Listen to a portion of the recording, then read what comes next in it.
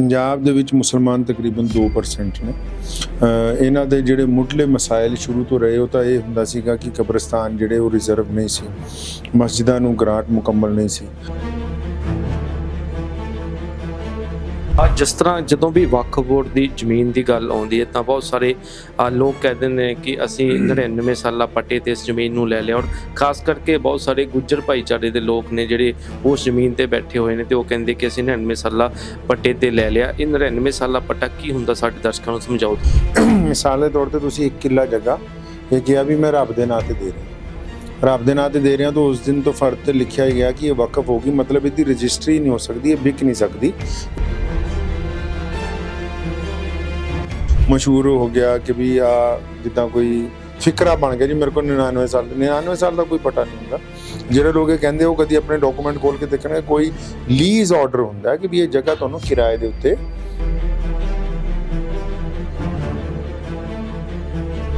ਆਪਣੇ ਸਿੱਖਿਆ ਜਿਹੜੀ ਆਧੁਨਿਕ ਦੇਣੀ ਉਹਦੇ ਨਾਲ ਆਪਣੇ ਧਰਮ ਦੇ ਨਾਲ ਜੋੜਨਾ ਹੈ। ਧਰਮ ਨਹੀਂ ਉਹਨਾਂ ਨੂੰ ਮਾਪਿਓ ਦਾ ਸਤਿਕਾਰ, ਧਰਮ ਨਹੀਂ ਇਨਸਾਨੀਅਤ ਦੀ ਹਮਦਰਦੀ, ਧਰਮ ਨਹੀਂ ਹਲਾਲ ਹਰਾਮ ਦੀ ਤਮੀਜ਼ ਜਿਹੜੀ ਇਹਨਾਂ ਬੱਚਿਆਂ ਨੂੰ।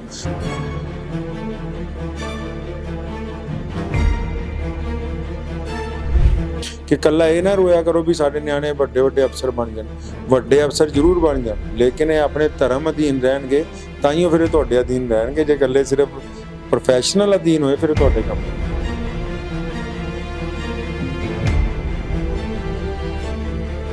ਪਾਕਿਸਤਾਨ ਦੇ ਪ੍ਰਧਾਨ ਮੰਤਰੀ ਲਿਆਕਤ ਅਲੀ ਖਾਨ ਸਨ 1954 'ਚ ਜਦੋਂ ਦਿੱਲੀ ਆਏ ਤੇ ਬਤੌਰ ਮੁਸਲਮਾਨ ਪੰਜਾਬੀ ਹੋਣ ਦੇ ਨਾਤੇ ਜਿਹੜਾ ਪਹਿਲਾ ਮੰਗ ਪੱਤਰ ਉਹਨਾਂ ਨੂੰ ਦਿੱਤਾ ਉਹ ਇਹ ਦਿੱਤਾ ਸੀ ਕਿ ਸਿੱਖਾਂ ਦੇ ਜਿਹੜੇ ਗੁਰੂ ਧਾਮ ਉੱਥੇ ਨੇ ਪਾਕਿਸਤਾਨ ਦੇ ਵਿੱਚ ਉਹਨਾਂ ਨੂੰ ਆਬਾਦ ਰੱਖਿਆ ਜਾਵੇ ਤੇ ਇਹਨਾਂ ਨੂੰ ਉੱਥੇ ਜਾਣ ਲਈ ਵੀਜ਼ਾ ਫ੍ਰੀ ਜਿਹੜਾ ਇਹ 1954 ਦਾ ਮੈਂ ਤੁਹਾਨੂੰ ਸਾਡੇ ਵੱਲੋਂ ਦਿੱਤਾ ਹੋਇਆ ਮੁਤਾਲਬਾ ਜਿਹੜਾ ਉਹ ਦੱਸਣਾ ਚਾਹੁੰਦਾ।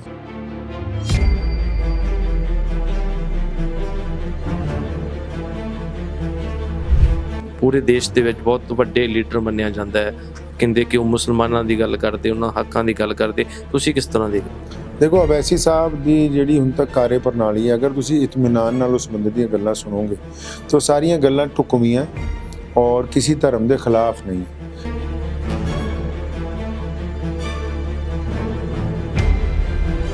ਦੇ ਵਿੱਚ ਜਦੋਂ ਵੀ ਭਾਈਚਾਰਕ ਸਾਂਝ ਦੀ ਗੱਲ ਹੁੰਦੀ ਹੈ ਤਾਂ ਸ਼ਾਹੀ ਇਮਾਮ ਪੰਜਾਬ ਦਾ ਨਾਮ ਹਮੇਸ਼ਾ ਸੁਰਖੀਆਂ ਦੇ ਵਿੱਚ ਆਉਂਦਾ ਹੈ।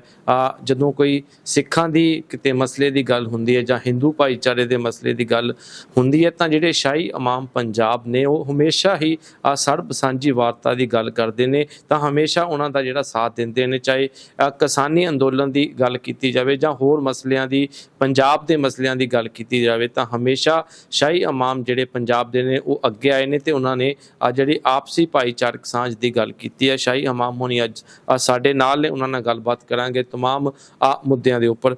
ਸ਼ਾਹੀ ਜੀ ਬਹੁਤ ਬਹੁਤ ਸਵਾਗਤ। ਬਹੁਤ ਧੰਨਵਾਦ ਸਰ। ਪਹਿਲਾ ਸਵਾਲ ਮੇਰਾ ਇਹੋ ਹੀ ਹੈ ਕਿ ਜਦੋਂ ਆਪਾਂ ਪੰਜਾਬ ਦੇ ਮੁਸਲਮਾਨਾਂ ਦੀ ਗੱਲ ਕਰਦੇ ਹਾਂ ਤਾਂ ਪੰਜਾਬ ਦੇ ਵਿੱਚ ਆਬਾਦੀ ਬਹੁਤ ਘੱਟ ਹੈਗੀ ਹੈ, ਬਹੁਤ ਸਾਰੇ ਮਸਲੇ ਨੇ ਪੰਜਾਬ ਦੇ ਮੁਸਲਮਾਨਾਂ ਦੇ। ਕੀ ਮਸਲੇ ਨੇ ਔਰ ਕੀ ਉਹਨਾਂ ਨੂੰ ਮੁੱਢਲੀਆਂ ਜਿਹੜੀਆਂ ਸਮੱਸਿਆਵਾਂ ਆਉਂਦੀਆਂ ਨੇ? ਬਿਸਮਿਲ੍ਲਾਹਿਰ ਰਹਿਮਾਨਿਰ ਰਹੀਮ। ਸ਼ੁਰੂ ਅੱਲਾਹ ਤਾਲਾ ਦੇ ਨਾਂ ਤੋਂ ਜੋ ਬੜਾ ਮਿਹਰਬਾਨ ਤੇ ਨਿਹਾਇਤ ਹੀ ਰਹਿਮ ਕਰਨ ਵਾਲਾ ਹੈ। ਪੰਜਾਬ ਦੇ ਵਿੱਚ ਮੁਸਲਮਾਨ ਤਕਰੀਬਨ 2% ਨੇ। ਇਹਨਾਂ ਦੇ ਜਿਹੜੇ ਮੁੱਢਲੇ ਮਸਾਇਲ ਸ਼ੁਰੂ ਤੋਂ ਰਹੇ ਉਹ ਤਾਂ ਇਹ ਹੁੰਦਾ ਸੀਗਾ ਕਿ ਕਬਰਸਤਾਨ ਜਿਹੜੇ ਉਹ ਰਿਜ਼ਰਵ ਨਹੀਂ ਸੀ, ਮਸਜਿਦਾਂ ਨੂੰ ਗ੍ਰਾਂਟ ਮੁਕੰਮਲ ਨਹੀਂ ਸੀ, ਔਰ ਸਿੱਖਿਆ ਪੱਧਰ ਦਾ ਇੱਕ ਬਹੁਤ ਵੱਡਾ ਮਸਲਾ ਸੀ ਵੀ ਸਿੱਖਿਆ ਪੱਧਰ ਨੂੰ ਕਿਸ ਤਰ੍ਹਾਂ ਇਹਨਾਂ ਨੂੰ ਉੱਤੇ ਚੱਕਿਆ ਜਾਵੇ, ਕਿਉਂਕਿ ਜਿਹੜੇ ਲੋਕ ਗਰੀਬੀ ਲਾਈਨ ਤੋਂ ਨੀਚੇ ਸੀ ਵੀ ਉਹਨਾਂ ਨੂੰ ਕਿੱਦਾਂ ਅੱਗੇ ਲਿਆਇਆ ਜਾਏ। ਤੇ ਮੈਂ ਬੜੇ ਸ਼ਾਹੀ ਇਮਾਮ ਸਾਹਿਬ ਤੇ ਉਹਨਾਂ ਤੋਂ ਵੀ ਪਹਿਲਾਂ ਉਹਨਾਂ ਦੇ ਫਾਦਰ ਸਾਹਿਬ ਦੇ ਸਮੇਂ ਤੋਂ ਮੈਂ ਦੇਖਦਾ ਆਇਆ ਬਚਪਨ ਤੋਂ ਕਿ ਜਿਸ ਤਰ੍ਹਾਂ ਸਮਾਂ ਗੁਜ਼ਰਦਾ ਰਿਹਾ ਤੇ NGO ਪੱਧਰ ਤੇ ਵੀ ਜਿੰਨੇ ਵੀ ਜ਼ਿਲ੍ਹਿਆਂ 'ਚ ਜਾਂ ਪਿੰਡਾਂ 'ਚ ਮੁਸਲਮਾਨ ਨੇ ਉੱਥੇ ਦੀ ਜਿਹੜੀ ਆਪਸੀ ਭਾਈਚਾਰਕ ਸਾਂਝ ਦਾ ਤਾਨਾ ਬਾਨਾ ਹੈ, ਜਿਹਨੂੰ ਅਸੀਂ ਪੰਜਾਬ ਦੀ ਰਵਾਇਤ ਕਹਿੰਦੇ, ਜਿਹੜੀ ਪੰਜਾਬ ਦੀਆਂ ਮੁਹੱਬਤਾਂ ਨੇ, ਜਾਂ ਇਸ ਕਹੋ ਕਿ ਜਿਹੜੀ ਸਿੱਖਿਆਵਾਂ ਧੰਨ ਧੰਨ ਗੁਰੂ ਨਾਨਕ ਦੇਵ ਜੀ ਨੇ ਪੰਜਾਬ ਦੀ ਮਿੱਟੀ ਦੇ ਵਿੱਚ ਬੀਜੀਆਂ ਨੇ, ਜਿਹੜੀਆਂ ਅੱਜ ਤੱਕ ਫਲ ਦੇ ਰਹੀਆਂ ਨੇ।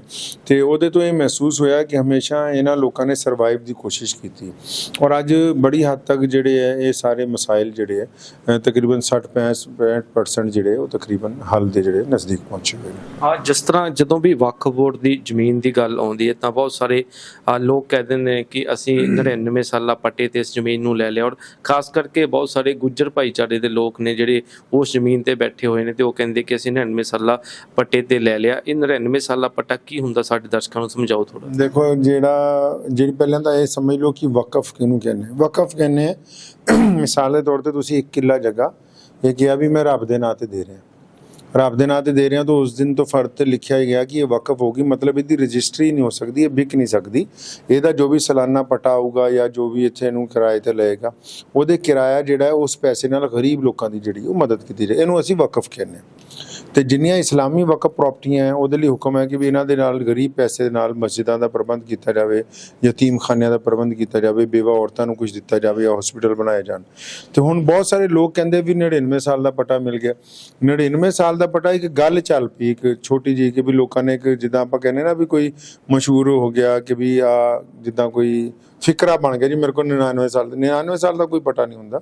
ਜਿਹੜੇ ਲੋਕ ਇਹ ਕਹਿੰਦੇ ਉਹ ਕਦੀ ਆਪਣੇ ਡਾਕੂਮੈਂਟ ਖੋਲ ਕੇ ਦੇਖਣਗੇ, ਕੋਈ ਲੀਜ਼ ਆਰਡਰ ਹੁੰਦਾ ਕਿ ਵੀ ਇਹ ਜਗ੍ਹਾ ਤੁਹਾਨੂੰ ਕਿਰਾਏ ਦੇ ਉੱਤੇ ਦਿੱਤੀ ਗਈ ਹੈ ਔਰ ਉਸ ਵਕਤ ਤੱਕ ਉਹ ਲੀਜ਼ ਆਰਡਰ ਜਿਹੜਾ ਹੈ ਉਹ ਕਾਬਿਲ ਕਬੂਲ ਹੈ ਜਦ ਤੱਕ ਤੁਸੀਂ ਹਰ ਸਾਲ ਉਹਦਾ ਕਿਰਾਇਆ ਦਿੰਦੇ ਪਏ ਹੋ। ਤੇ ਇਸ ਲਈ ਇਹ ਜਿਹੜੀ ਗੱਲ ਹੈ 99 ਸਾਲ ਵਾਲੇ ਪੱਟੇ ਦੀ, ਬਹੁਤ ਸਾਰੇ ਲੋਕ ਅਦਾਲਤ 'ਚ ਤਾਂ ਹੀ ਮੁਕੱਦਮਾ ਹਾਰ ਜਾਂਦੇ ਨੇ ਔਰ ਫਿਰ ਬੋਰਡ ਜਿਹੜਾ ਉਹਨਾਂ ਦੀ ਜਗ੍ਹਾ ਕਿਸੇ ਹੋਰ ਦੇ ਨਾਮ ਉਹ ਪੱਟਾ ਜਿਹੜਾ ਉਹ ਕਰ ਦਿੰਦਾ ਹੈ। ਇੱਕ ਹੋਰ ਗੱਲ ਸਾਡੇ ਦਰਸ਼ਕਾਂ ਨੂੰ ਸਮਝਾਓ ਕਿ ਜਿਹੜੀ ਲੀਜ਼ ਦੀ ਤੁਸੀਂ ਗੱਲ ਕੀਤੀ ਹੈ ਕਿ ਵਕਫ ਬੋਰਡ ਦੀ ਜ਼ਮੀਨ ਕੋਈ ਲੀਜ਼ ਤੇ ਲੈਂਦਾ ਹੈ, ਉਹ ਕੌਣ ਲੀਜ਼ ਤੇ ਲੈ ਸਕਦਾ ਔਰ ਕੀ ਪ੍ਰੋਸੈਸ ਉਹਦਾ ਹੁੰਦਾ ਹੈ? ਵਕਫ ਬੋਰਡ ਦੀ ਜਗ੍ਹਾ ਕੋਈ ਵੀ ਬੰਦਾ ਲੀਜ਼ ਤੇ ਲੈ ਸਕਦਾ, ਉਹਦੇ ਲਈ ਕੋਈ ਧਰਮ ਦੀ ਕੈਦ ਨਹੀਂ ਹੈ। ਉਹਨੂੰ ਆਪਣੇ ਜ਼ੋਨਲ ਆਫਿਸ 'ਚ ਵਕਫ ਬੋਰਡ ਦੇ ਦਫ਼ਤਰ ਪੂਰੇ ਪੰਜਾਬ ਦੇ ਵਿੱਚ ਹੈ, ਹਰ ਡਿਸਟ੍ਰਿਕਟ ਦਾ ਸਟੇਟ ਅਫਸਰ ਹੁੰਦਾ, RC ਹੁੰਦੇ ਨੇ ਤੇ ਉਹ ਕਿਸੇ ਵੀ ਜਾ ਕੇ ਲੈ ਸਕਦੇ ਹੋ। ਹੁਣ ਉਹਦੇ 'ਚ ਇਹ ਕਰਤਾ ਪਾਰਦਰਸ਼ਤਾ ਲਿਆਉਣ ਦੇ ਲਈ ਕਿ ਜਦੋਂ ਤੁਸੀਂ ਸਾਡੇ ਕੋਲ ਕੋਈ ਜਗ੍ਹਾ ਵਕਫ ਦੀ ਲੀਜ਼ ਤੇ ਮੰਗੋਗੇ ਤੇ ਇੱਕ ਇਸ਼ਤਿਹਾਰ ਜ਼ਰੂਰ ਲੋਕਲ ਅਖਬਾਰ 'ਚ ਜਿੱਦਾਂ ਵੀ ਜੋ ਵੀ ਮਸ਼ਹੂਰ ਅਖਬਾਰ ਨੇ ਪੰਜਾਬ ਦੇ ਉਹਨਾਂ 'ਚ ਦਿੱਤਾ ਜਾਂਦਾ ਔਰ ਬੋਲੀ ਲਾਈ ਜਾਂਦੀ ਹੈ ਕਿਰਾਏ ਦੀ, ਤੇ ਜਿਹੜਾ ਵੀ ਬੰਦਾ ਉਹ ਬੋਲੀ ਬੋਲ ਦਿੰਦਾ ਤੇ ਉਹਨੂੰ ਅਸੀਂ ਉਹ ਜਗ੍ਹਾ ਜਿਹੜੀ ਉਹ ਲੀਜ਼ ਦੇ ਉੱਤੇ ਦੇ ਦਿੰਦੇ। ਆਮ ਤੌਰ ਤੇ ਆਪਾਂ ਦੇਖਿਆ ਸ਼ਾਹੀ ਇਮਾਮ ਸਾਹਿਬ ਕਿ ਬਹੁਤ ਸਾਰੀਆਂ ਵਕਫ ਬੋਰਡ ਦੀਆਂ ਜ਼ਮੀਨਾਂ ਨਜਾਇਜ਼ ਕਬਜ਼ਿਆਂ ਦੀਆਂ ਭੇਟ ਚੜੀਆਂ ਹੋਈਆਂ ਨੇ, ਸਮੇਂ-ਸਮੇਂ ਤੇ ਉਸ ਨੂੰ ਲੈ ਕੇ ਕਬਜ਼ਾ ਮੁਕਤ ਕਰਨ ਦੀ ਗੱਲ ਵੀ ਆਉਂਦੀ ਹੈਗੀ, ਪਰ ਬਹੁਤ ਸਾਰੇ ਪਿੰਡ ਨੇ ਜਿੱਥੇ ਸੈਂਕੜੇ ਏਕੜ ਜ਼ਮੀਨ ਇਕੱਠੀ ਹੁੰਦੀ ਹੈ ਔਰ ਵਕਫ ਬੋਰਡ ਦੀ ਹੁੰਦੀ ਹੈ, ਜਾਂ ਕਈ ਪਿੰਡਾਂ 'ਚ ਹੁੰਦੇ ਜਾਂ ਵੱਡੇ ਧਨਾਡਾਂ ਤੋਂ ਉਹਨਾਂ ਦੇ ਕਬਜ਼ੇ ਹੈਗੇ। ਉਹਦੇ ਲਈ ਵੀ ਕੋਈ ਇਹ ਪੂਰੇ ਭਾਰਤ ਦੇ ਵਿੱਚ ਇਹੀ ਹਾਲਤ ਸੀ ਤੇ ਉਹਦੇ ਲਈ ਪਿਛਲੇ ਕਈ ਸਾਲਾਂ ਤੋਂ ਵਕਫ ਟ੍ਰਿਬਿਊਨਲ ਜਿਹੜੇ ਉਹ ਬਣਾ ਦਿੱਤੇ ਗਏ, ਅਦਾਲਤਾਂ ਬਣਾ ਦਿੱਤੀਆਂ ਗਈਆਂ ਅਲੱਗ ਤੋਂ ਔਰ ਬੜੀ ਤੇਜ਼ੀ ਦੇ ਨਾਲ ਐਸੇ ਕਬਜ਼ੇ ਜਿਹੜੇ ਉਹ ਰਿਮੂਵ ਹੋ ਰਹੇ ਨੇ, ਜਾਂ ਤਾਂ ਉਹ ਫਿਰ ਕਿਰਾਇਆ ਦੇਣਗੇ ਜਾਂ ਉਹਨਾਂ ਨੂੰ ਉਹ ਜਗ੍ਹਾ ਜਿਹੜੀ ਹੈ ਵਕਫ ਬੋਰਡ ਨੂੰ ਵਾਪਸ ਕਰਨੀ ਹੋਵੇਗੀ। ਸਰ ਮੇਰਾ ਇੱਕ ਅਹਿਮ ਸਵਾਲ ਹੈਗਾ, ਆਮ ਲੋਕਾਂ 'ਚ ਕਈ ਵਾਰ ਅਸੀਂ ਧਾਰਨਾ ਸੁਣਦੇ ਹਾਂ, ਕੋਈ ਅਸੀਂ ਪੁਸ਼ਟੀ ਨਹੀਂ ਇਸ ਗੱਲ ਦੀ ਕਰਦੇ ਕਿ ਕਹਿੰਦੇ ਕਿ ਵਕਫ ਬੋਰਡ ਦੀ ਜਿਹੜੀ ਜ਼ਮੀਨ ਆ ਉਹਦੀ ਜਿਹੜੀ ਆਮਦਨ ਆ ਜੀ ਪਾਕਿਸਤਾਨ ਨੂੰ ਜਾਂਦੀ ਆ। ਨਹੀਂ, ਪਾਕਿਸਤਾਨ ਦਾ ਇਸ ਵਕਫ ਬੋਰਡ ਦੇ ਨਾਲ ਕੋਈ ਲੈਣਾ ਦੇਣਾ ਨਹੀਂ। ਸ਼ੁੱਧ ਪੰਜਾਬ ਸਰਕਾਰ ਦਾ ਇਦਾਰਾ ਹੈ, ਸੈਮੀ ਗਵਰਨਮੈਂਟ ਇਦਾਰਾ ਹੈ। ਗਵਰਨਮੈਂਟ ਇਹਦੇ ਉੱਤੇ ਐਡਮਿਨਿਸਟ੍ਰੇਟਰ ਲਾਉਂਦੀ ਹੈ ਜਾਂ ਮੈਂਬਰ ਲਾਉਂਦੀ ਹੈ ਜਾਂ ਚੇਅਰਮੈਨ ਲਾਉਂਦੀ ਤੇ ਇਹਦੀ ਸਿੱਧੀ ਆਮਦਨੀ ਜਿਹੜੀ ਹੈ ਸਰਕਾਰ ਦੇ ਖਾਤੇ ਜਮ੍ਹਾਂ ਹੁੰਦੀ ਹੈ ਔਰ ਉੱਥੋਂ ਸਿੱਧਾ ਫਿਰ ਜਿਹੜੀਆਂ ਮਸਜਿਦਾਂ ਨੂੰ ਅਸੀਂ ਮੰਥਲੀ ਏਡ ਦਿੰਦੇ ਹਾਂ ਜਾਂ ਬੇਵਾਵਾਂ ਨੂੰ ਦਿੰਦੇ ਹਾਂ ਜਾਂ ਕੋਈ ਸਕੂਲ ਜਾਂ ਕਾਲਜ ਚਲਾ ਰਹੇ ਉੱਥੇ ਪੈਸਾ ਖਰਚ ਹੁੰਦਾ ਹੈ। ਪੰਜਾਬ 'ਚ ਦੇਖੀਏ ਕਿ ਜਿਹੜੀ ਮੁਸਲਮਾਨ ਜੀ ਹੈਗੇ ਆ ਮਦਰਾਸੇ ਆ ਉਹ ਵੀ ਬਹੁਤ ਘੱਟ ਹੈਗੇ ਆ, ਐਜੂਕੇਸ਼ਨ ਪ੍ਰਣਾਲੀ 'ਚ ਜਿਹੜੇ ਵੱਡੇ ਸੁਧਾਰਾਂ ਦੀ ਲੋੜ ਹੈਗੀ ਆ, ਉਹਦੇ ਵਾਸਤੇ ਤੁਹਾਡੇ ਵੱਲੋਂ ਕੀ ਉਪਰਾਲੇ ਹੋ ਰਹੇ ਆ? ਅਸੀਂ ਲਗਾਤਾਰ ਪਹਿਲਾਂ ਤਾਂ ਇਹ ਤੁਹਾਨੂੰ ਮੈਂ ਦੱਸਦਾ ਚੱਲਾਂ ਕਿ ਮੁਸਲਮਾਨ ਜਿਹੜੇ ਹੈ ਧਾਰਮਿਕ ਸਿੱਖਿਆ ਨੂੰ ਲੈ ਕੇ ਸ਼ੁਰੂ ਤੋਂ ਹੀ ਮੁੱਢ ਤੋਂ ਹਜ਼ਰਤ ਮੁਹੰਮਦ ਸਾਹਿਬ ਸੱਲੱਲਾਹੁ ਅਲੈਹਿ ਵਸੱਲਮ ਦੇ ਵਕਤ ਤੋਂ ਹੀ ਧਾਰਮਿਕ ਸਿੱਖਿਆ ਨੂੰ ਲੈ ਕੇ ਬੜੇ ਸਤਰਕ ਰਹੇ ਨੇ। ਤੁਸੀਂ ਦੁਨੀਆ ਦੀ ਕਿਸੇ ਵੀ ਮਸਜਿਦ 'ਚ ਚਲੇ ਜਾਓਗੇ ਉੱਥੇ ਨਮਾਜ਼ ਤਾਂ ਹੋ ਰਹੀ ਹੋਏਗੀ ਲੇਕਿਨ ਨਮਾਜ਼ ਤੋਂ ਇਲਾਵਾ ਬੱਚੇ ਪੜ੍ਹਨ ਵੀ ਆਉਣਗੇ।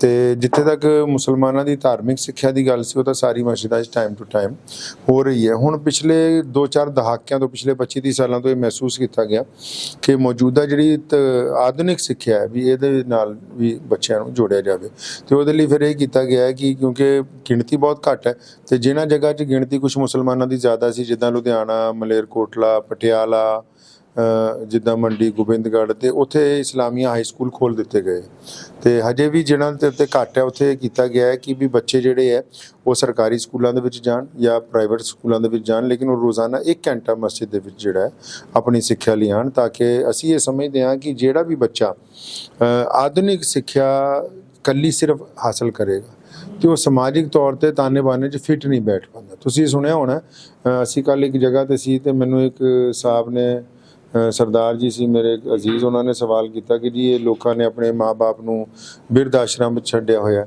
ਤੇ ਮੈਂ ਕਿਹਾ ਜੀ ਦੇਖੋ ਗਲਤੀ ਇਹਦੇ 'ਚ ਆਪਣੀ ਹੈ। ਅਸੀਂ ਚਾਹੇ ਮੁਸਲਮਾਨ ਹੋਈਏ, ਚਾਹੇ ਸਿੱਖ ਹੋਈਏ, ਚਾਹੇ ਹਿੰਦੂ ਹੋਈਏ, ਕੋਈ ਵੀ ਧਰਮ ਹੈ, ਅਸੀਂ ਇਹ ਕਿਉਂ ਭੁੱਲ ਜਾਂਦੇ ਹਾਂ ਕਿ ਆਪਣੇ ਬੱਚਿਆਂ ਨੂੰ ਧਰਮ ਦੀ ਸਿੱਖਿਆ ਦੇਣੀ ਨਹੀਂ?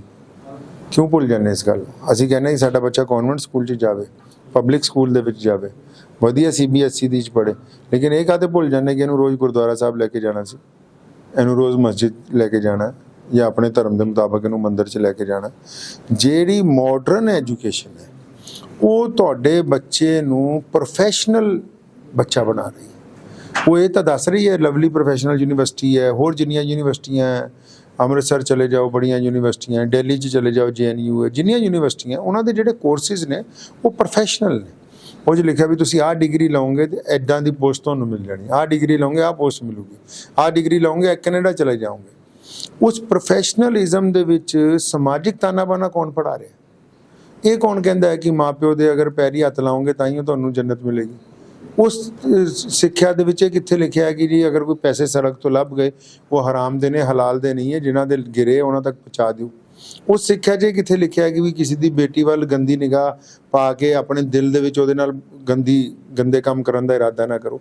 ਪ੍ਰੋਫੈਸ਼ਨਲ ਸਿੱਖਿਆ 'ਚ ਕਿਤੇ ਨਹੀਂ ਹੈ ਲਿਖਿਆ ਹੋਇਆ। ਜਿਹੜੇ ਵੀ ਲੋਕ ਅਗਰ ਤੁਸੀਂ ਬਿਰਧ ਆਸ਼ਰਮਾਂ ਦੇ ਵਿੱਚ ਵੀ ਚਲੇ ਜਾਓ ਤੇ ਇਹ ਬਹੁਤ ਘੱਟ ਐਸਾ ਮਿਲੇਗਾ ਕਿ ਧਰਮੀ ਲੋਕਾਂ ਦੇ ਮਾਪਿਓ ਉੱਥੇ ਹੋਣ, ਜਿਨ੍ਹਾਂ ਨੇ ਸੋਚਿਆ ਵੀ ਸਾਡੇ ਬੱਚੇ ਤਾਂ ਬਹੁਤ ਆਧੁਨਿਕ ਹੋਣੇ ਚਾਹੀਦੇ, ਫਿਰ ਉਹ ਆਧੁਨਿਕ ਹੋ ਗਏ ਬੱਚੇ, ਮਾਂ ਪਿਓ ਨੂੰ ਉਹਨਾਂ ਨੇ ਚੱਕ ਕੇ। ਇਸ ਲਈ ਕਿਤੇ ਨਾ ਕਿਤੇ ਮੈਂ ਸਾਰੇ ਪੰਜਾਬੀਆਂ ਨੂੰ ਹਮੇਸ਼ਾ ਕਹਿੰਦਾ ਕਿ ਜਿਹੜੇ ਮਰਜ਼ੀ ਧਰਮ ਦੇ ਨਾਲ ਤੁਹਾਡਾ ਸੰਬੰਧ ਹੈ, ਵੀ ਕਿਤੇ ਨਾ ਕਿਤੇ ਆਪਣੇ ਬੱਚਿਆਂ ਨੂੰ ਆਪਣੇ ਸਿੱਖਿਆ ਜਿਹੜੀ ਆਧੁਨਿਕ ਦੇਣੀ ਉਹਦੇ ਨਾਲ ਆਪਣੇ ਧਰਮ ਦੇ ਨਾਲ ਜੋੜਨਾ ਹੈ। ਧਰਮ ਨਹੀਂ ਉਹਨਾਂ ਨੂੰ ਮਾਂ ਪਿਓ ਦਾ ਸਤਿਕਾਰ, ਧਰਮ ਨਹੀਂ ਇਨਸਾਨੀਅਤ ਦੀ ਹਮਦਰਦੀ, ਧਰਮ ਨਹੀਂ ਹਲਾਲ ਹਰਾਮ ਦੀ ਤਮੀਜ਼ ਜਿਹੜੀ ਇਹਨਾਂ ਬੱਚਿਆਂ ਨੂੰ ਸਿਖਾਉਣੀ ਹੈ। ਇਸ ਲਈ ਮੈਂ ਬਾਰ-ਬਾਰ ਕਹਿੰਦਾ ਉਹਨਾਂ ਲੋਕਾਂ ਨੂੰ ਕਿ ਕੱਲਾ ਇਹ ਨਾ ਰੋਇਆ ਕਰੋ ਵੀ ਸਾਡੇ ਨਿਆਣੇ ਵੱਡੇ ਵੱਡੇ ਅਫਸਰ ਬਣ ਜਾਣ।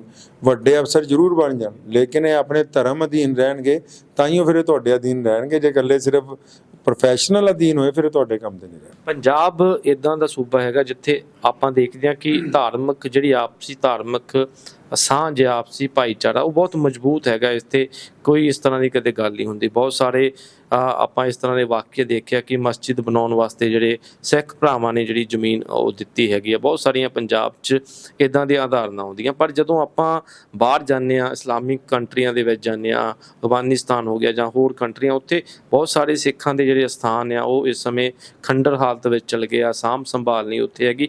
ਤਾਂ ਤੁਹਾਡੇ ਵੱਲੋਂ ਉਹਦੇ ਵਾਸਤੇ ਵੀ ਕੋਈ ਕੋਸ਼ਿਸ਼ਾਂ ਹੁੰਦੀਆਂ ਕਿ ਉੱਥੇ ਸਿੱਖਾਂ ਦੇ ਤੁਸੀਂ ਆਪਣੇ ਉੱਥੇ ਜਿਹੜੇ ਧਰਮ ਦੇ ਲੋਕਾਂ ਨਾਲ ਗੱਲ ਕਰਕੇ ਉਹਨਾਂ ਦੀ ਸਾਂਭ ਸੰਭਾਲ ਲਈ ਵੀ ਕੋਈ ਯਤਨ ਕਰੋ? ਮੇਰੇ ਜਿਹੜੇ ਦਾਦਾ ਸੀ ਰਈਸੁਲ ਅਹਿਰਾਰ ਮੌਲਾਨਾ ਹਬੀਬੁਰ ਰਹਿਮਾਨ ਲੁਧਿਆਣਵੀ, ਭਾਰਤ ਦੀ ਜੰਗ ਆਜ਼ਾਦੀ ਦੇ ਬਹੁਤ ਵੱਡੇ ਆਜ਼ਾਦੀ ਘੁਲਾਟੀ ਗੁਜ਼ਰੇ। ਜਦੋਂ ਪਾਕਿਸਤਾਨ ਬਣਿਆ, ਪਾਕਿਸਤਾਨ ਨਹੀਂ ਗਏ, ਉਹਨਾਂ ਨੇ ਕਿਹਾ ਮੈਂ ਆਪਣੇ ਦੇਸ਼ 'ਚ ਰਹਿਣਾ ਚਾਹੁੰਦਾ। ਤੇ ਉਹਨਾਂ ਦਾ ਜਦ ਮੈਂ ਇਤਿਹਾਸ ਪੜ੍ਹਦਾ ਤੇ ਪਾਕਿਸਤਾਨ ਦੇ ਪ੍ਰਧਾਨ ਮੰਤਰੀ ਲਿਆਕਤ ਅਲੀ ਖਾਨ ਸਨ 1954 'ਚ ਜਦੋਂ ਦਿੱਲੀ ਆਏ ਤੇ ਬਤੌਰ ਮੁਸਲਮਾਨ ਪੰਜਾਬੀ ਹੋਣ ਦੇ ਨਾਤੇ ਜਿਹੜਾ ਪਹਿਲਾ ਮੰਗ ਪੱਤਰ ਉਹਨਾਂ ਨੂੰ ਦਿੱਤਾ ਉਹ ਇਹ ਦਿੱਤਾ ਸੀ ਕਿ ਸਿੱਖਾਂ ਦੇ ਜਿਹੜੇ ਗੁਰੂ ਧਾਮ ਉੱਥੇ ਨੇ ਪਾਕਿਸਤਾਨ ਦੇ ਵਿੱਚ ਉਹਨਾਂ ਨੂੰ ਆਬਾਦ ਰੱਖਿਆ ਜਾਵੇ ਤੇ ਇਹਨਾਂ ਨੂੰ ਉੱਥੇ ਜਾਣ ਲਈ ਵੀਜ਼ਾ ਫ੍ਰੀ ਜਿਹੜਾ ਇਹ 1954 ਦਾ ਮੈਂ ਤੁਹਾਨੂੰ ਸਾਡੇ ਵੱਲੋਂ ਦਿੱਤਾ ਹੋਇਆ ਮੁਤਾਲਬਾ ਜਿਹੜਾ ਉਹ ਦੱਸਣਾ ਚਾਹੁੰਦਾ। ਇੱਦਾਂ ਹੀ ਤੁਸੀਂ ਅਗਰ ਦੁਬਈ ਚਲੇ ਜਾਓ, ਇਰਾਕ ਚਲੇ ਜਾਓ, ਤੇ ਅਗਰ ਤੁਸੀਂ ਦੁਬਈ 'ਚ ਜਾਓਗੇ ਤੇ ਉਹਨਾਂ ਨੇ ਜਿਹੜੀ ਫੈਸਿਲਿਟੀ ਦੇ ਹਿਸਾਬ ਨਾਲ ਵਰਲਡ ਦੇ ਸਭ ਤੋਂ ਬਿਹਤਰੀਨ ਗੁਰਦੁਆਰਾ ਸਾਹਿਬ ਜਿਹੜੇ ਨੇ ਉੱਥੇ ਤਾਮੀਰ ਕਰਾਏ ਨੇ। ਕਿਉਂਕਿ ਇਸਲਾਮ ਸ਼ੁਰੂ ਤੋਂ ਇਹ ਕਹਿੰਦਾ ਹੈ ਕਿ ਜਿਹੜਾ ਵੀ ਬੰਦਾ ਆਪਣੇ ਜਿਸ ਵੀ ਧਰਮ ਦੇ ਉੱਤੇ ਆਸਥਾ ਰੱਖਦਾ, ਤੁਸੀਂ ਕਿਉਂਕਿ ਦੋ ਚੀਜ਼ਾਂ ਪ੍ਰਚਲਿਤ ਹੁੰਦੀਆਂ, ਜਿਹੜੇ ਰਜਵਾੜਾ ਸ਼ਾਹੀ ਹੁੰਦੀ ਹੈ ਹੋਰ ਚੀਜ਼ ਹੁੰਦੀ ਹੈ, ਧਰਮ ਕੁਝ ਹੋਰ ਹੁੰਦਾ। ਤੇ ਧਰਮ ਜਿਹੜਾ ਹੈ ਉਹ ਆਪਣੀ ਰਿਵਾਇਤਾਂ ਰੱਖਦਾ ਹੈ, ਜਿਹੜੇ ਬਾਦਸ਼ਾਹ ਹੁੰਦੇ ਉਹ ਆਪਣੀ ਰਿਵਾਇਤਾਂ ਰੱਖਦੇ। ਇਸਲਾਮ ਨੇ ਆਪਣੇ ਧਰਮ ਦੇ ਮੁਤਾਬਕ ਕਿਹਾ ਕਿ ਜਿਹੜੇ ਵੀ ਲੋਕ ਆਪਣੇ ਆਪਣੇ ਧਰਮ ਦੀ ਆਸਥਾ ਦੇ ਮੁਤਾਬਕ ਚੱਲਣਾ ਚਾਹੁੰਦੇ ਨੇ ਤੇ ਅਗਰ ਤੁਹਾਡੀ ਹਕੂਮਤ ਹੈ ਤੇ ਤੁਸੀਂ ਉਹਦੇ ਵਿੱਚ ਵਾਧਾ ਨਾ ਬਣੋ। ਹੁਣ ਜਿੱਥੇ ਤੱਕ ਅਫਗਾਨਿਸਤਾਨ ਹੈ ਜਾਂ ਹੋਰ ਕੁਝ ਐਸੀ ਕੰਟਰੀਆਂ, ਬਹੁਤ ਸਾਰੀ ਜਗ੍ਹਾ ਐਸਾ ਹੈ ਜਿੱਥੇ ਸਿੱਖਾਂ ਦੀ ਤਾਦਾਦ ਹੁਣ ਪਹਿਲਾਂ ਨਾਲੋਂ ਬਹੁਤ ਜ਼ਿਆਦਾ ਘਟ ਗਈ ਹੈ। ਤੇ ਮੈਂ ਕੱਲ ਪਰਸੋਂ BBC ਦੀ ਇੱਕ ਡਾਕੂਮੈਂਟਰੀ ਵੀ ਸੁਣ ਰਿਹਾ ਸੀ, ਕਾਬੁਲ ਦਾ ਗੁਰਦੁਆਰਾ ਸਾਹਿਬ ਦਿਖਾ ਰਹੇ ਸੀ, ਜਿਹੜਾ ਦੁਬਾਰਾ ਤਾਲਿਬਾਨ ਨੇ ਉਹਦੀ ਤਾਮੀਰ ਜਿਹੜੀ ਹੈ ਉਹ ਸ਼ੁਰੂ ਕਰਾਈ ਹੈ। ਤੇ ਮੈਂ ਇਹ ਸਮਝਦਾ ਕਿਤੇ ਨਾ ਕਿਤੇ ਇਸਲਾਮੀ ਹਕੂਮਤਾਂ ਜਿਹੜੀਆਂ ਪੂਰੀ ਦੁਨੀਆ 'ਚ ਹੈ, ਉਹ ਸਿਰਫ ਸਿੱਖ ਹੀ ਨਹੀਂ, ਜਿੱਦਾਂ ਦੁਬਈ ਦੇ ਵਿੱਚ ਮੰਦਿਰ ਬਣਵਾਇਆ ਗਿਆ ਇੱਕ ਬਹੁਤ ਬੜਾ ਹੁਣੀ ਪਿੱਛੇ ਜੇ, ਤੇ ਜਿੰਨੀਆਂ ਵੀ ਇਸਲਾਮੀ ਹਕੂਮਤਾਂ ਹੈ, ਮੈਂ ਸਮਝਦਾ ਕਿ ਉਹਨਾਂ ਨੂੰ ਕਿਤੇ ਕਿਤੇ ਇਹ ਗੱਲ ਦਾ ਧਿਆਨ ਰੱਖਣਾ ਚਾਹੀਦਾ ਕਿ ਜਿਹੜੇ ਵੀ ਕਮਿਊਨਿਟੀ ਦੇ ਲੋਕ ਉਹਨਾਂ ਦੇ ਦੇਸ਼ਾਂ ਦੇ ਵਿੱਚ ਰਹਿੰਦੇ ਨੇ, ਤੇ ਉਹਨਾਂ ਦੀ ਜਿਹੜੀ ਮਜ਼ਹਬੀ ਆਜ਼ਾਦੀ ਹੈ ਜਿਹੜੀ ਹੈ, ਉਹ ਦੁਨੀਆ ਦਾ ਦਸਤੂਰ ਹੈ। ਦੋ ਚੀਜ਼ਾਂ ਦੀ ਆਜ਼ਾਦੀ ਜਿਹੜੀ ਹੈ, ਇਸਲਾਮ ਨੇ ਸ਼ੁਰੂ ਤੋਂ ਲੋਕਾਂ ਨੂੰ ਕਿਹਾ ਕਿ ਇੱਕ ਤਾਂ ਜੀਣ ਦੀ ਆਜ਼ਾਦੀ, ਮਤਲਬ ਕੋਈ ਕਿਸੇ ਦਾ ਗੁਲਾਮ ਨਾ ਹੋਵੇ। ਦੂਸਰਾ ਆਪਣੀ ਰਿਵਾਇਤਾਂ ਦੇ ਚੱਲਣ ਦੀ ਆਜ਼ਾਦੀ, ਤੁਸੀਂ ਕਿਸੇ ਨੂੰ ਧੱਕੇ ਨਾਲ ਨਾ ਕਹਿ ਸਕੋਗੇ ਵੀ ਇੱਦਾਂ ਕਰੋ। ਤੀਸਰਾ ਆਪਣੀ ਰਿਵਾਇਤਾਂ ਦੇ ਮੁਤਾਬਕ ਅੰਤਿਮ ਸੰਸਕਾਰ ਦੀ। ਇਹ ਤਿੰਨ ਜਿਹੜੀਆਂ ਚੀਜ਼ਾਂ ਇਹ ਵਰਲਡ, ਮੈਂ ਸਮਝਦਾ ਵਰਲਡ ਆਰਡਰ ਦੇ ਵਿੱਚ ਵੀ ਔਰ ਪੂਰੀ ਵਰਲਡ ਕਮਿਊਨਿਟੀ ਦੇ ਵਿੱਚ ਵੀ ਹੋਣੀ ਚਾਹੀਦੀ ਹੈ। ਇੱਦਾਂ ਦੀ ਅਗਰ ਕਿਤੇ ਕੋਈ ਗੱਲ ਹੁੰਦੀ ਹੈ ਤੇ ਉਹ ਉੱਥੇ ਦੀ ਹੋ ਸਕਦਾ ਕਿ ਲੋਕਲ ਅਥਾਰਟੀਜ਼ ਦੀ ਕੋਈ ਗਲਤੀ ਹੋਏ, ਕੋਈ ਵੀ ਧਰਮ ਜਿਹੜਾ ਹੈ ਉਹ ਇਸ ਬਾਰੇ ਨਹੀਂ ਕਿਸੇ ਨੂੰ ਕਹਿੰਦਾ। ਹਾਂ, ਪੰਜਾਬ ਦੇ ਵਿੱਚ ਪਿਛਲੇ ਦਿਨੀ ਇੱਕ ਮਾਮਲਾ ਸਾਹਮਣੇ ਆਇਆ। ਇੱਕ ਕਲਾਕਾਰ ਨੇ ਕਿਹਾ ਕਿ ਜੇ ਤੁਸੀਂ ਜਗਰਾਤੇ ਦੇ ਵਿੱਚ ਮੁਸਲਿਮ ਕਲਾਕਾਰਾਂ ਨੂੰ ਬੁਲਾਉਂਗੇ ਤਾਂ ਮੈਂ ਉਸ ਜਗਰਾਤੇ ਵਿੱਚ ਨਹੀਂ ਆਊਂਗਾ। ਇਸ ਤਰ੍ਹਾਂ ਦੇ ਲੋਕਾਂ ਬਾਰੇ ਕੀ ਕਹਿਣਾ ਚਾਹੁੰਦੇ ਕਿ ਜਿਹੜੇ ਧਰਮ ਦੇ ਨਾਂ ਤੇ ਇਸ ਤਰ੍ਹਾਂ ਦੀਆਂ ਗੱਲਾਂ ਕਰਦੇ ਆ? ਬਹੁਤ ਸਾਰੇ ਲੋਕ ਧਰਮ ਦੇ ਕੱਪੜੇ ਪਾ ਕੇ ਸਿਆਸਤ ਕਰਨਾ ਚਾਹੁੰਦੇ, ਇਹ ਵੀ ਉੱਦਾਂ ਦਾ ਹੀ ਕਲਾਕਾਰ ਹੋਣਾ ਕੋਈ। ਮੈਂ ਕਹਿਣਾ ਚਾਹੁੰਦਾ ਉਹਨਾਂ ਸਿਆਸਤਦਾਨਾਂ ਨੂੰ ਕਿ ਅਗਰ ਸਿਆਸਤ ਕਰਨੀ ਆਪਣੇ ਬਲ ਤੇ ਕਰੋ, ਧਰਮ ਦੇ ਅਧੀਨ ਸਿਆਸਤ, ਧਰਮ ਨੂੰ ਆਪਣਾ ਮੋਢੀ ਬਣਾ ਕੇ ਸਿਆਸਤ ਨਾ ਕਰੋ। ਤੇ ਜਿਹੜੇ ਲੋਕ ਐਸੀ ਨਫ਼ਰਤ ਦੀ ਗੱਲਾਂ ਕਰਦੇ ਆ ਕਿ ਉਹਨਾਂ ਨੂੰ ਪੁੱਛੋ ਕਿ ਕਿਆ ਉਹਨਾਂ 'ਚ ਕੋਈ ਐਸੀ ਕੁਆਲਿਟੀ ਹੈ ਕਿ ਉਹ ਕਹਿਣ ਕਿ ਮੈਂ ਬਿਨਾਂ ਧਰਮ ਦੀ ਕਿਸੇ ਸੰਸਥਾ ਨੂੰ ਲੈ ਕੇ ਜਾਂ ਬਿਨਾਂ ਧਰਮ ਦੇ ਕੋਈ ਪ੍ਰੋਗਰਾਮ ਨੂੰ ਲੈ ਕੇ ਮੈਂ ਲੱਖ ਬੰਦਾ ਜਾਂ 50,000 ਬੰਦਾ ਇਕੱਠਾ ਕਰ ਲਾਂਗਾ, ਤਾਂ ਮੇਰਾ ਮੰਨਣਾ ਵੀ 2 ਬੰਦੇ ਵੀ ਇਹਦੇ ਕੋਲ ਨਹੀਂ ਆਣੇ। ਉਹ ਤਾਂ ਧਰਮ ਦੀ ਸਟੇਜ ਤੇ ਖੜਾ ਹੋ ਕੇ ਧਰਮ ਦੀ ਗੱਲ ਕਰਦਾ ਪਿਆ, ਤੇ ਇਸ ਲਈ ਧਰਮ ਕੋਈ ਵੀ ਹੋਵੇ ਉਹ ਜੋੜਨ ਦੀ ਗੱਲ ਕਰਦਾ, ਉਹ ਤੋੜਨ ਦੀ ਗੱਲ ਜਿਹੜਾ ਹੈ ਉਹ ਨਹੀਂ ਕਰਦਾ। ਤੇ ਤੁਸੀਂ ਪੰਜਾਬ 'ਚ ਦੇਖੋ ਕਿੰਨੇ ਗਾਇਕ ਜਿਹੜੇ ਨੇ ਉਹ ਸਰਵ ਧਰਮਾਂ ਦੇ ਪ੍ਰੋਗਰਾਮਾਂ 'ਚ ਜਾਂਦੇ ਨੇ, ਔਰ ਕਿੰਨੇ ਮੁਸਲਮਾਨ ਗਵਈਏ ਜਿਹੜੇ ਨੇ ਉਹ ਜਪਜੀ ਸਾਹਿਬ ਜਾਂ ਹੋਰ ਗੁਰੂ ਦੀ ਬਾਣੀ ਜਿਹੜੀ ਹੈ ਬੜੀ ਖੂਬਸੂਰਤ ਅੰਦਾਜ਼ ਦੇ ਵਿੱਚ ਪੇਸ਼ ਕਰਦੇ ਨੇ। ਇਸ ਲਈ ਇਹ ਤਾਂ ਸ਼ਾਰਟਕਟ ਰਸਤਾ ਹੈ ਇੱਕ ਫੇਮ 'ਚ ਆਉਣ ਦਾ, ਇਹ ਤੋਂ ਜ਼ਿਆਦਾ ਮੈਂ ਸਮਝਦਾ ਕੁਛ ਨਹੀਂ ਹੈ। ਹਾਂ ਸ਼ਾਹੀ ਇਮਾਮ ਸਾਹਿਬ, ਜੇ ਆਪਾਂ ਭਾਰਤ ਦੀ ਗੱਲ ਕੀਤੀ ਜਾਵੇ ਤਾਂ ਪਿਛਲੇ ਕੁਝ ਸਾਲਾਂ ਤੋਂ ਆਪਾਂ ਦੇਖਿਆ ਕਿ ਜਿਹੜੇ ਸ਼ਹਿਰਾਂ ਦੇ ਮੁਸਲਿਮ ਟੱਚ ਵਾਲੇ ਨਾਮ ਹੈਗੇ ਆ, ਉਹਨਾਂ ਨੂੰ ਨਾਮ ਨੂੰ ਬਦਲਿਆ ਜਾ ਰਿਹਾ, ਉਹਨਾਂ ਨੂੰ ਹੋਰ ਟੱਚ ਦਾ ਨਾਮ ਦਿੱਤਾ ਜਾ ਰਿਹਾ। ਇਸ ਨੂੰ ਕਿਸ ਤਰ੍ਹਾਂ ਦੇਖਦੇ ਹੋ? ਇਹਨੂੰ ਸਿਆਸਤ ਦੇ ਤੌਰ ਤੇ ਹੀ ਮੈਂ ਦੇਖਦਾ ਕਿ ਬਹੁਤ ਸਾਰੇ ਲੋਕ ਐਸੇ ਜਿਨ੍ਹਾਂ 'ਚ ਇੰਨੀ ਹਿੰਮਤ ਨਹੀਂ ਹੈ ਕੋਈ ਨਵੇਂ ਸ਼ਹਿਰ ਵਸਾ ਸਕਣ, ਉਹ ਸੋਚਦੇ ਵੀ ਦੂਸਰੇ ਦੇ ਨਿਆਣਿਆਂ ਦੇ ਨਾਂ ਬਦਲ ਕੇ ਆਪਣੇ ਨਾਂ ਕਰਵਾ ਲਈਏ। ਤੇ ਅੱਛਾ ਕੰਮ ਇਹ ਹੁੰਦਾ ਹੈ ਕਿ ਦੇਖੋ ਜਿਹੜੇ ਨਾਮ ਹੁੰਦੇ, ਇਹ ਜ਼ਰੂਰੀ ਨਹੀਂ ਕਿ ਮੁਸਲਮਾਨਾਂ ਦੇ ਨਾਮ ਹੈ, ਕਿਸੇ ਦਾ ਵੀ ਨਾਮ ਹੋਵੇ। ਜਿੱਦਾਂ ਪਾਕਿਸਤਾਨ 'ਚ ਬਹੁਤ ਸਾਰੇ ਨਾਮ ਜਿਹੜੇ ਹੈ ਹਿੰਦੂ ਸਿੱਖਾਂ ਦੇ ਨਾਂ 'ਤੇ ਸੜਕਾਂ ਹੈ, ਗਲੀਆਂ, ਕਿਸੇ ਦਾ ਬੱਚਾ, ਕਿਸੇ ਦੀ ਆਉਣ ਵਾਲੀ ਨਸਲ ਜਾਂ ਕਿਸੇ ਦੇ ਪੋਤੇ ਪੜਪੋਤੇ ਅਗਰ ਉਹ ਪਿੱਛੇ ਕਿਤੇ ਆਪਣੇ ਪਿਛੋਕੜ ਵੱਲ ਜਾਣਾ ਚਾਹਣਗੇ ਤੇ ਉਹ ਚੀਜ਼ਾਂ ਕਾਇਮ ਰਹਿਣੀਆਂ ਚਾਹੀਦੀਆਂ। ਘੱਟ ਤੋਂ ਘੱਟ ਉਹ ਨਾਮ ਜਿਹੜੇ ਹੈ, ਇਹਨੂੰ ਵੀ ਮੈਂ ਸਿਆਸਤ ਦੇ ਤੌਰ ਤੇ ਦੇਖਦਾ, ਵੋਟ ਬੈਂਕ ਦੀ ਰਾਜਨੀਤੀ ਹੈ, ਤੇ ਤੋਂ ਜ਼ਿਆਦਾ ਕੁਛ ਨਹੀਂ ਹੈ। 2024 ਤੋਂ ਹੁਣ ਫਿਰ ਲੋਕ ਸਭਾ ਦੀ ਇਲੈਕਸ਼ਨ ਹੋਣੀ ਹੈ, ਤਾਂ ਫਿਰ ਧਰਮ ਦੇ ਰਾਜਨੀਤੀ ਤੁਹਾਨੂੰ ਪਤਾ ਹੈ ਕਿ ਸਾਹਮਣੇ ਆਉਣੀ ਆ। ਹਿੰਦੂ ਸਿੱਖ ਦੀ ਗੱਲ ਹੋਣੀ ਹੈ, ਹਿੰਦੂ ਮੁਸਲਿਮ ਦੀ ਗੱਲ ਹੋਣੀ ਹੈ, ਡਿਬੇਟ ਉਸ 'ਤੇ ਚੱਲਣੀ ਆ। ਤਾਂ ਇਹ ਸਾਰਾ ਕੁਝ ਜਿਹੜਾ ਹੁੰਦਾ ਭਾਰਤ ਸਰਕਾਰ ਨੂੰ ਜਾਂ ਸੁਪਰੀਮ ਕੋਰਟ ਨੂੰ ਚਾਹੀਦਾ ਹੈ ਕਿ ਜਿਹੜੇ ਨੈਸ਼ਨਲ ਚੈਨਲਸ ਨੇ ਉਹਨਾਂ 'ਚ ਘੱਟੋ ਘੱਟ 3-4 ਸ਼ਬਦਾਂ ਦੇ ਉੱਤੇ ਤਾਂ ਸਰਕਾਰ, ਸੁਪਰੀਮ ਕੋਰਟ ਪਾਬੰਦੀ ਲਾ ਦੇਵੇ ਵੀ ਤੁਸੀਂ ਡਿਬੇਟ ਦੇ ਵਿੱਚ ਮੁਸਲਮਾਨ, ਹਿੰਦੂ, ਸਿੱਖ, ਈਸਾਈ, ਦਲਿਤ ਇਹ ਨਹੀਂ ਬੋਲ ਸਕਦੇ। ਤੇ ਮੈਂ ਸਮਝਦਾ 5-7 ਅੱਖਰ ਅਗਰ ਉਹਨਾਂ ਨੇ ਕਰਤੇ ਕਿ ਨਹੀਂ ਬੋਲਣੇ ਤੇ ਸਾਰੇ ਸ਼ਾਂਤ ਹੋ ਜਾਣਗੇ। ਇਹਨਾਂ ਕੋਲ ਕੋਈ ਹੋਰ ਰਸਤਾ ਹੀ ਨਹੀਂ ਹੈ ਸਿਵਾਏ ਲੋਕਾਂ ਨੂੰ ਲੜਾਉਣ ਦੇ, ਕੋਈ ਕੰਮ ਨਹੀਂ। ਮੇਰਾ ਆਖਰੀ ਕੁਐਸਚਨ ਹੈਗਾ, ਜਿਸ ਤਰ੍ਹਾਂ ਕਿ ਓਬੀਸੀ ਨੂੰ ਪੂਰੇ ਦੇਸ਼ ਦੇ ਵਿੱਚ ਬਹੁਤ ਵੱਡੇ ਲੀਡਰ ਮੰਨਿਆ ਜਾਂਦਾ ਹੈ, ਕਹਿੰਦੇ ਕਿ ਉਹ ਮੁਸਲਮਾਨਾਂ ਦੀ ਗੱਲ ਕਰਦੇ, ਉਹਨਾਂ ਹੱਕਾਂ ਦੀ ਗੱਲ ਕਰਦੇ, ਤੁਸੀਂ ਕਿਸ ਤਰ੍ਹਾਂ ਦੇਖਦੇ ਹੋ? ਦੇਖੋ ਓਵੈਸੀ ਸਾਹਿਬ ਦੀ ਜਿਹੜੀ ਹੁਣ ਤੱਕ ਕਾਰਜ ਪ੍ਰਣਾਲੀ ਹੈ, ਅਗਰ ਤੁਸੀਂ ਇਤਮੀਨਾਨ ਨਾਲ ਉਸ ਬੰਦੇ ਦੀਆਂ ਗੱਲਾਂ ਸੁਣੋਗੇ ਤਾਂ ਸਾਰੀਆਂ ਗੱਲਾਂ ਢੁਕਵੀਆਂ ਔਰ ਕਿਸੇ ਧਰਮ ਦੇ ਖਿਲਾਫ ਨਹੀਂ।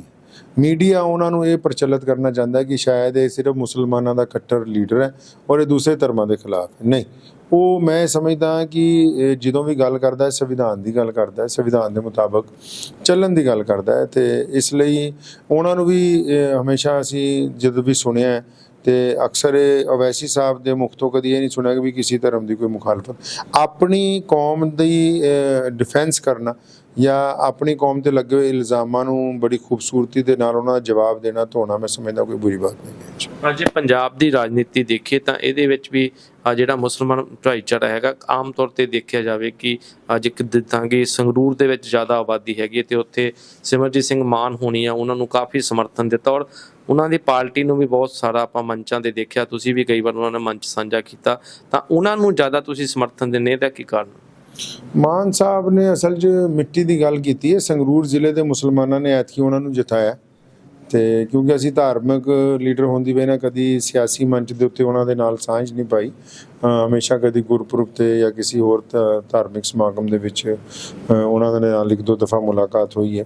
ਤੇ ਮੈਂ ਸਮਝਦਾ ਕਿ ਮਾਨ ਸਾਹਿਬ ਦੀ ਜਿਹੜੀ ਸਿਆਸਤ ਹੈ ਉਹ ਪੰਜਾਬ ਦੇ ਜਿਹੜੇ ਮੁੱਦੇ ਨੇ ਤੇ ਉਹਦੇ ਤੋਂ ਜ਼ਰਾ ਅੱਜ ਕੱਲ੍ਹ ਕੁਝ ਹਟੀ ਹੋਈ ਹੈ ਤੇ ਕਿਤੇ ਨਾ ਕਿਤੇ ਲੋਕ ਜਿਹੜੇ ਨੇ ਇਹ ਵੀ ਚਾਹੁੰਦੇ ਨੇ ਕਿ ਵੀ ਜਿਹੜੇ ਸਾਡੇ ਲੋਕਲ ਸਮਾਜਿਕ ਮੁੱਦੇ ਨੇ ਵੀ ਉਹਨਾਂ ਦੇ ਉੱਤੇ ਵੀ ਜ਼ਿਕਰ ਹੋਣਾ ਚਾਹੀਦਾ ਹੈ, ਜਿਹਦੇ ਵਿੱਚ ਪੰਜਾਬੀ ਨੌਜਵਾਨ ਦਾ ਤੇਜ਼ੀ ਦੇ ਨਾਲ ਬਾਹਰ ਦੇ ਵੱਲ ਜਾਣਾ, ਇਹਦੇ ਤੇ ਤਵੱਜੋ ਹੋਣੀ ਚਾਹੀਦੀ ਹੈ। ਪੰਜਾਬ 'ਚ ਜਿਹੜੀ ਨਸ਼ੇ ਦੀ ਲੋਕ ਡੋਜ਼ ਲੈ ਰਹੇ ਹੈ, ਦਿਨੋਂ ਦਿਨ ਲੋਕ ਬਿਮਾਰ ਹੋ ਰਹੇ, ਇਹਦੇ ਤੇ ਗੱਲ ਹੋਣੀ ਚਾਹੀਦੀ ਹੈ। ਕਿਸਾਨ ਜਿਹੜਾ ਮਰ ਰਿਹਾ ਖੇਤੀ ਦੇ ਵਿੱਚ ਜੋ ਸਰਕਾਰਾਂ ਵੱਲੋਂ ਅਣਦੇਖੀ ਕਿਸਾਨਾਂ ਦੀ ਮੁੱਦਤਾਂ ਤੋਂ ਕੀਤੀ ਜਾ ਰਹੀ ਹੈ, ਇਹਦੇ ਵੱਲ ਗੱਲ ਹੋਣੀ ਚਾਹੀਦੀ ਹੈ। ਪੰਜਾਬੀ ਮਾਂ ਬੋਲੀ ਜਿਹੜੀ ਹੈ ਤੇ ਮੈਂ ਸਮਝਦਾ ਪੰਜਾਬੀ ਮਾਂ ਬੋਲੀ ਦੇ ਨਾਲ ਬਹੁਤ ਵੱਡਾ ਘਾਣ ਪੰਜਾਬੀ ਆਪ ਕਰਦੇ ਪਏ ਨੇ, ਆਪਣੇ ਘਰਾਂ 'ਚ ਨਿਆਣਿਆਂ ਨੂੰ ਉਰਦੂ ਹਿੰਦੀ ਬੋਲਣੀ ਸਿਖਾ ਰਹੇ ਨੇ ਤੇ ਜਾਂ ਅੰਗਰੇਜ਼ੀ ਬੋਲਣਾ ਚੰਗਾ ਸਮਝਦੇ ਪਏ ਨੇ। ਤੇ ਮਾਨ ਸਾਹਿਬ ਇਹਨਾਂ ਕਿਸੇ ਮੁੱਦਿਆਂ ਦੇ ਉੱਤੇ ਢੁਕਵੇਂ ਤੌਰ ਤੇ ਕਦੀ ਨਜ਼ਰ ਨਹੀਂ ਆਉਂਦੇ। ਮੈਂ ਸਮਝਦਾ ਕਿਤੇ ਨਾ ਕਿਤੇ ਉਹਨਾਂ ਨੂੰ ਚਾਹੀਦਾ ਹੈ ਕਿ ਜਿਹੜੇ ਬੁਨਿਆਦੀ ਮਸਲੇ ਵੀ ਜਿਹੜੇ ਪੰਜਾਬ ਦੇ ਉਹਨਾਂ ਵੱਲ ਵੀ ਧਿਆਨ ਦੇਣਾ ਚਾਹੀਦਾ। ਤੁਸੀਂ ਹੁਣ ਭਾਸ਼ਾ ਦੀ ਗੱਲ ਕਰ ਹੀ ਦਿੱਤੀ ਹੈ, ਉਰਦੂ ਦੀ ਤਰਾਸਦੀ ਬਣਦੀ ਜਾ ਰਹੀ ਹੈ ਸਾਡੀ ਸਟੇਟ ਦੇ ਵਿੱਚ। ਕਿਸੇ ਸਮੇਂ ਬਹੁਤ ਭਾਸ਼ਾ ਹੀ ਬੋਲੀ ਜਾਂਦੀ ਸੀ, ਹੁਣ ਪਿੱਛੇ ਜੇ ਪਤਾ ਲੱਗਾ ਕਿ ਮਲੇਰਕੋਟਲਾ ਦਾ ਜਿਹੜਾ ਕਾਲਜ ਸੀਗਾ ਉਰਦੂ ਦੇ ਨਾਲ ਸੰਬੰਧਿਤ, ਉੱਤੇ ਵੀ ਅਸਾਮੀਆਂ ਸ਼ਾਇਦ ਖਤਮ ਕਰ ਦਿੱਤੀਆਂ ਗਈਆਂ। ਇਹਦੇ ਬਾਰੇ ਤੁਸੀਂ ਸਰਕਾਰ ਨਾਲ ਕਿਉਂ ਨਹੀਂ ਗੱਲ ਕਰਦੇ? ਦੇਖੋ ਸਾਡੀ ਮਾਂ ਬੋਲੀ ਪੰਜਾਬੀ, ਅਸੀਂ ਪਹਿਲਾਂ ਪੰਜਾਬੀ ਦੀ ਗੱਲ ਕਰਦੇ ਹਾਂ। ਅਸੀਂ ਤਾਂ ਮਸਜਿਦਾਂ ਜਦੋਂ ਜਾਂਦੇ ਲੋਕਾਂ ਨੂੰ ਕਹਿੰਦੇ ਪੰਜਾਬੀ ਬੋਲੋ, ਮੌਲਵੀਆਂ ਨੂੰ ਕਹਿੰਦੇ ਪੰਜਾਬੀ ਤਕਰੀਰ ਕਰੋ। ਉਰਦੂ ਇੱਕ ਖੂਬਸੂਰਤ ਜ਼ੁਬਾਨ ਹੈ ਲੇਕਿਨ ਉਹ ਮੁਸਲਮਾਨਾਂ ਦੀ ਜ਼ੁਬਾਨ ਨਹੀਂ ਹੈ, ਭਾਰਤ ਦੀ ਜ਼ੁਬਾਨ ਰਹੀ ਹੈ। ਇਸ ਤਰ੍ਹਾਂ ਮਹਾਰਾਜਾ ਰਣਜੀਤ ਸਿੰਘ ਦੇ ਦੌਰ 'ਚ ਫਾਰਸੀ ਜਿਹੜੀ ਹੈ ਸਾਡੀ ਆਫੀਸ਼ੀਅਲ ਬੋਲੀ ਸੀ। ਪੰਜਾਬ ਦੀ ਜਿਹੜੀ ਲਿਖਤ ਹੈ, ਸਰਕਾਰੀ ਆਰਡਰਾਂ ਦੀ ਜਿਹੜੀ ਜ਼ੁਬਾਨ ਹੈ, ਮਹਾਰਾਜਾ ਰਣਜੀਤ ਸਿੰਘ ਦੇ ਦੌਰ ਦੇ ਵਿੱਚ ਫਾਰਸੀ ਵੀ ਰਹੀ ਹੈ। ਤੇ ਕਿਤੇ ਨਾ ਕਿਤੇ ਉਰਦੂ ਨੂੰ ਸਾਂਭਣਾ ਜਿਹੜਾ ਉਹ ਤਾਂ ਜ਼ਰੂਰੀ ਹੈ ਕਿਉਂਕਿ 3-4 ਜ਼ੁਬਾਨਾਂ ਦਾ ਐਸਾ ਖੂਬਸੂਰਤ ਮਿਸ਼ਰਣ ਹੈ, ਜਿੱਦਾਂ ਆਪਾਂ ਕਹਿੰਦੇ ਵੀ ਅਲੱਗ-ਅਲੱਗ ਚੀਜ਼ਾਂ ਬਣਾ ਕੇ ਕੋਈ ਵਧੀਆ ਸਬਜ਼ੀ ਜਾਂ ਕੋਈ ਅੱਛੀ ਡਿਸ਼ ਬਣਾਈ ਜਾ ਸਕਦੀ ਹੈ, ਜਿੱਦਾਂ ਦੁੱਧ ਤੇ ਚਾਵਲ ਤੇ ਕਾਜੂ ਬਦਾਮ ਪਾ ਕੇ ਵਧੀਆ ਖੀਰ ਬਣਾਈ ਜਾ ਸਕਦੀ ਹੈ। ਤੇ ਇੱਕ ਖੀਰ ਵਾਂਗੂ ਮਿੱਠੀ ਜ਼ੁਬਾਨ ਹੈ ਜਿਹੜੀ ਉਰਦੂ ਹੈ।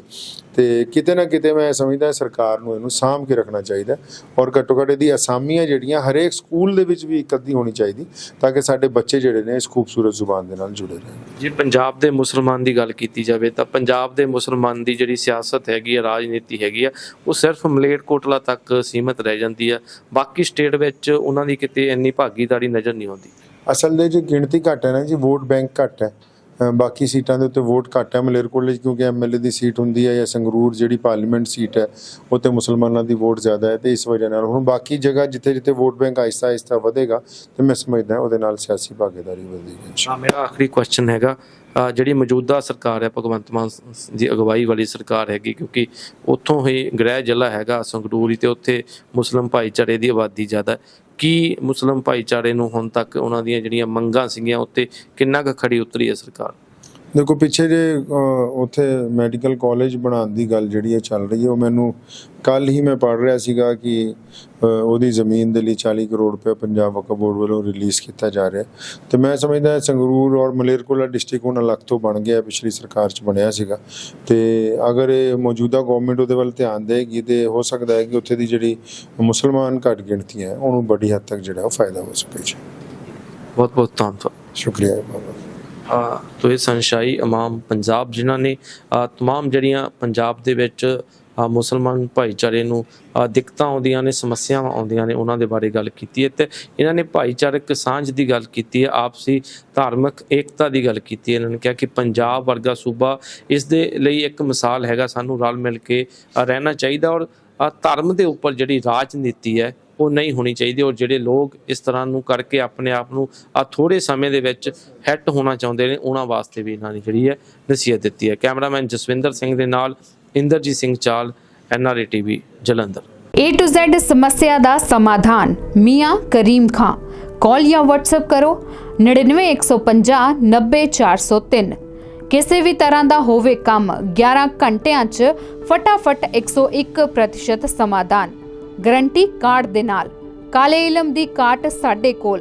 ਪਤੀ ਪਤਨੀ ਅਤੇ ਪ੍ਰੇਮੀ ਪ੍ਰੇਮਿਕਾ ਵਸ 'ਚ ਕਰਵਾਓ ਕੀਤਾ ਕਰਾਇਆ, ਜਾਦੂ ਟੋਣਾ, ਮਨਚਾਇਆ ਪਿਆਰ, ਵਸ਼ੀਕਰਨ, ਮੁਠਕਰਨੀ ਕਰਵਾਓ ਜਾਂ ਤੁੜਵਾਓ। ਨੌਕਰੀ ਕਾਰੋਬਾਰ 'ਚ ਰੁਕਾਵਟਾਂ, ਸੋਤਨ ਦੁਸ਼ਮਣ ਤੋਂ ਛੁਟਕਾਰਾ, ਘਰ 'ਚ ਖੂਨ ਦੇ ਛਿੱਟੇ ਆਉਣੇ, ਬੱਚਿਆਂ ਦਾ ਪੜ੍ਹਾਈ 'ਚ ਮਨ ਨਾ ਲੱਗਣਾ। ਪ੍ਰੇਮੀ ਪ੍ਰੇਮਿਕਾ ਦਾ 100% ਵਸ਼ੀਕਰਨ ਕਰਵਾਓ। ਘਰ ਬੈਠੇ ਹਰ ਸਮੱਸਿਆ ਦਾ ਸਮਾਧਾਨ ਸਿਰਫ 11 ਘੰਟਿਆਂ 'ਚ।